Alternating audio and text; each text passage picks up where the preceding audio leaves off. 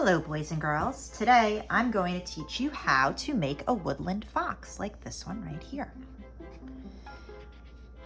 Our first step is going to be to start with the eyes. I'm going to be working in Sharpie so that you can clearly see in the video.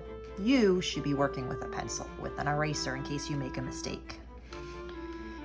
Now my first step is to draw the eyes. I'm going to make them kind of a little bit higher on the page so I have room. And I'm going to draw 2 circles on each side. And then when you have a Sharpie, you can add a little circle inside and color in your eye black. There are many different ways to draw eyes on animals. You can draw them as circles like I did here, or you can draw ovals. You can draw them nice and big if you want oval shaped eyes. You can then put a circle inside, and then you can put another circle inside of those. Or you can draw eyes that are almond shape. Almond shape is like this. Has a curved line on the top, and at the bottom another curved line. Then inside you have a circle, and then the pupil, which is the black part of your eye.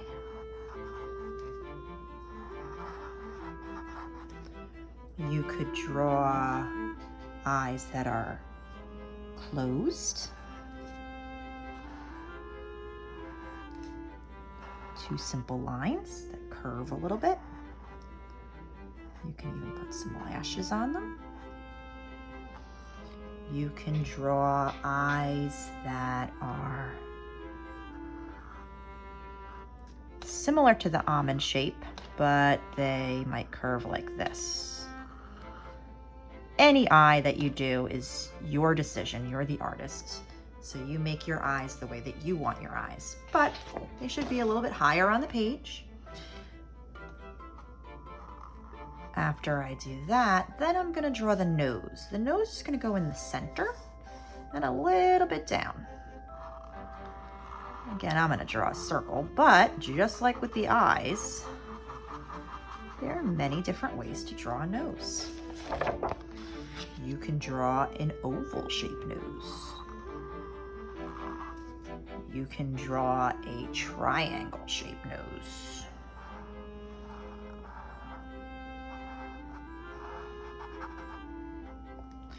You can draw, I did a circle nose. You can draw a nose like this. It's kind of a triangle, but it kind of shows a little bit of the nostril.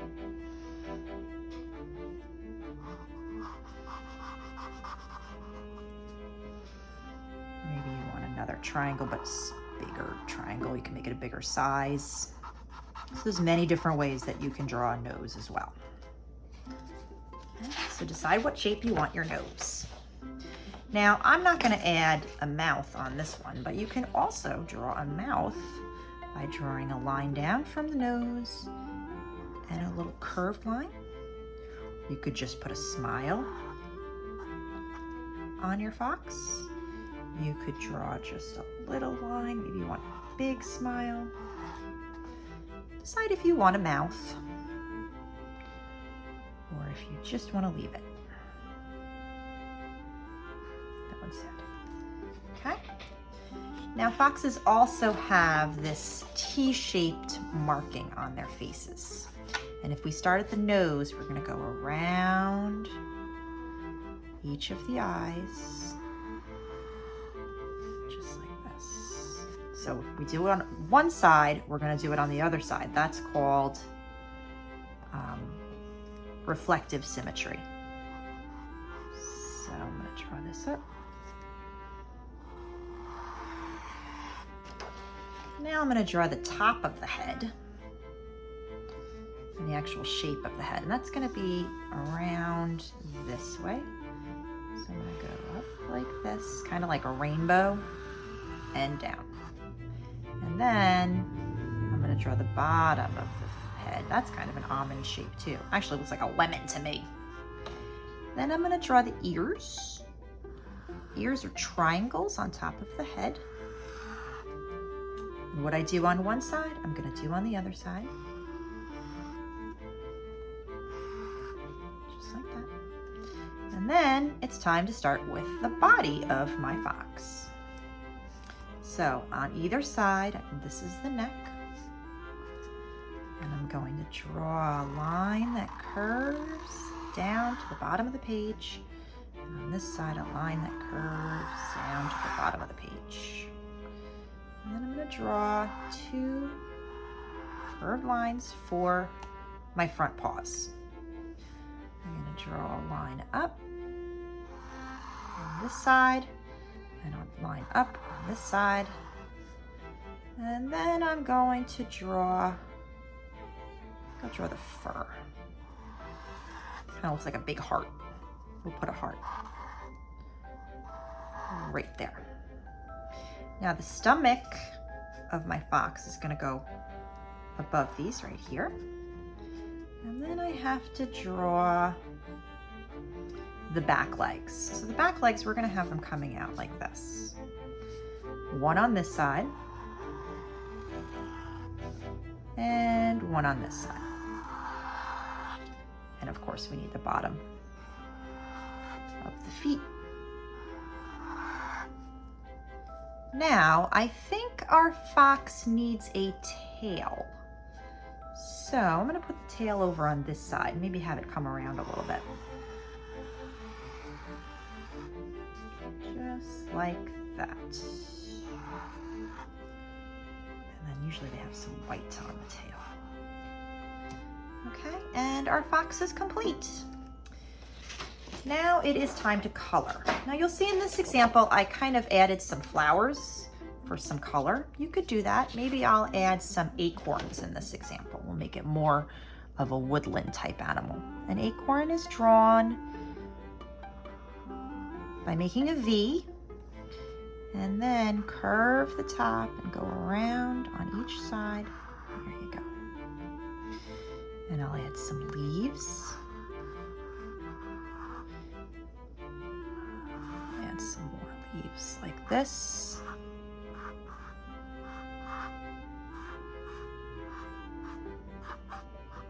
We can't just have one acorn, we need some more.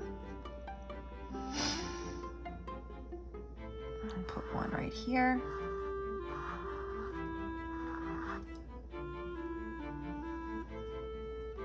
And we'll have a leaf right here. And some leaves right here. You can be as creative as you want. You're the artist.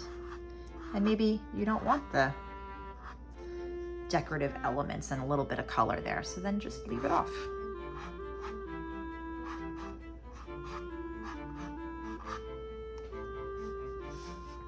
Okay. And put some down here.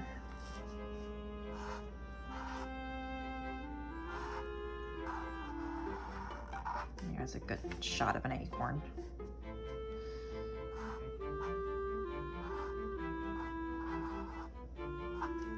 You can see this acorn is behind this acorn because part of it is covered.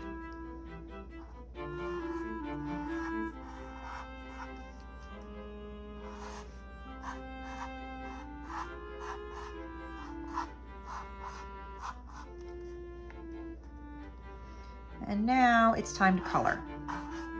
I'm using crayons. You can use colored pencils, crayons, anything you want. I'm gonna choose some darker colors. In this one, I made mine a classic red fox, used a lot of orange.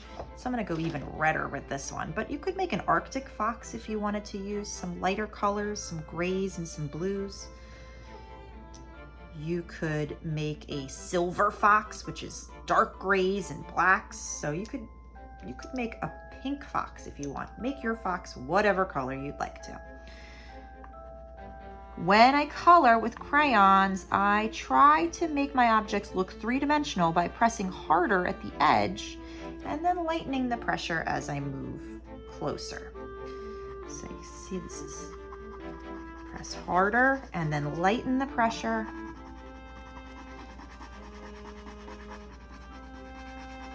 As I get to the middle. Also, foxes have this characteristic darker paws. So I'm gonna use brown and I'm gonna overlap with a little bit of black to make it really dark.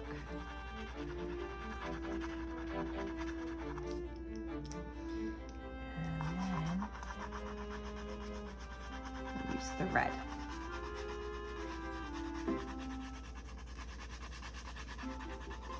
Okay, I will finish coloring this and be right back.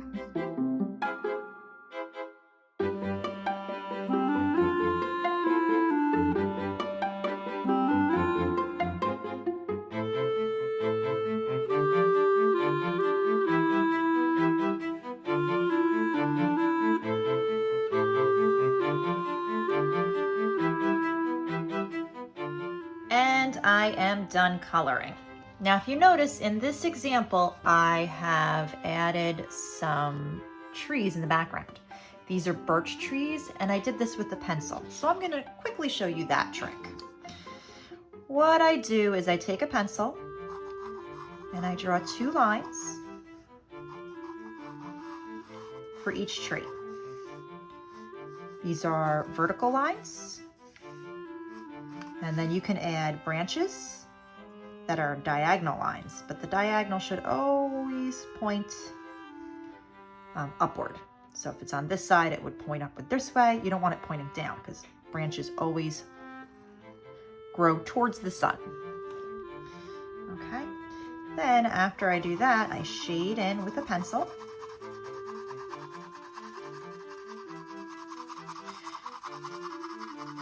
Just like this. Now you could probably leave it like this. What I have a tendency to do is to blend this using a piece of paper towel. I take my paper towel and I fold my paper towel to create what we call a blending stump. I fold it in half, then I fold it in half again. Then I take the 2 short sides and I fold those so that they meet. So it's formed a little square. After I have the square, I take my corner and I put my thumb there, and then I make this side meet this side. So this side meet this side, I fold it into a diagonal, just like that. Now I have a little point with which to blend with. I'm going to use that to get rid of the lines and to make it look nice and smooth.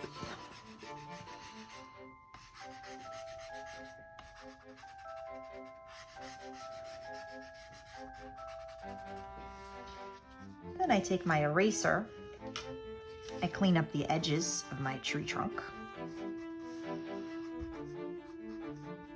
And finally, I take my eraser and I erase some little lines. This is a type of tree called a birch tree.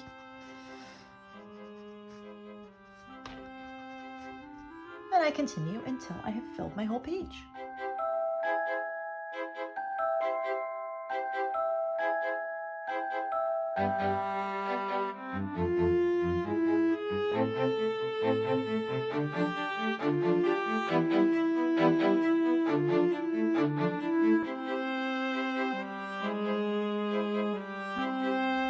And there you have it.